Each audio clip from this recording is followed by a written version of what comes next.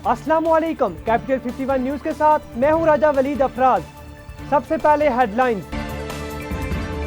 वज़ीर-ए-आज़म इमरान खान ने national amateur film festival की तकरीब में खिताब करते हुए कहा कि यंग फिल्म मेकर्स का पाकिस्तानी कल्चर को फ़रोग़ देना बहुत अच्छा इक़दाम है। उन्होंने कहा कि दुनिया में असल मवाद को पजीराई मिलती है। हम फिल्म इंडस्ट्री में इसलिए नाकाम हुए क्योंकि हमने असल को छोड़कर दूसरों की नकल शुरू कर दी है।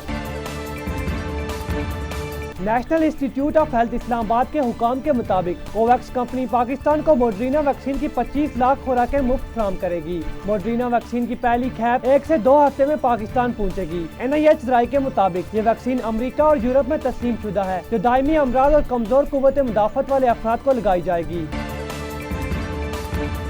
पाक फौज के शूबा तलकात आमा के DG major general Babar Iftikhar ने national amateur short film festival की तकरीब से खिताब करते हुए कहा कि दहशतगर्दों ने पाकिस्तान के तशख़्ख़ुस को नुकसान पहुंचाया था। हम दहशतगर्दी के खिलाफ जंग तकरीबन जीत चुके हैं। उन्होंने खिताब करते हुए कहा कि फेस्टिवल का मकसद नौजवानों की सलाहियतों को उभारना और पाकिस्तान का मुस्बत तशख़्ख़ुस उजागर करना है।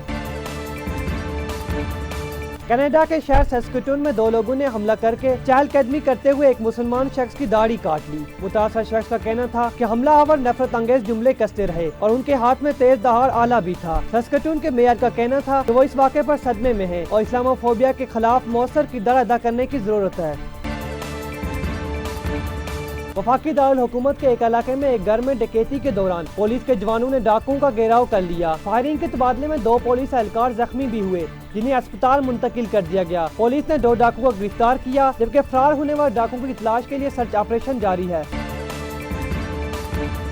तर्जमान तालिबान ज़बीउल्लाह मुजाहिद के मुताबिक तालिबान सुबह मैदान वर्दक में बड़ी कार्रवाई करते हुए पूरी बटालियन को शिकस्त देकर जिला सईदाबाद पर कब्जा कर लिया। कार्रवाई में अफगान फौज के दर्जनों फौजियों को गिरफ्तार कर लिया गया। इसके अलावा भारी मिकदार में हथियार, आलात और गोला बारूद भी कब्जे में लिया गया है।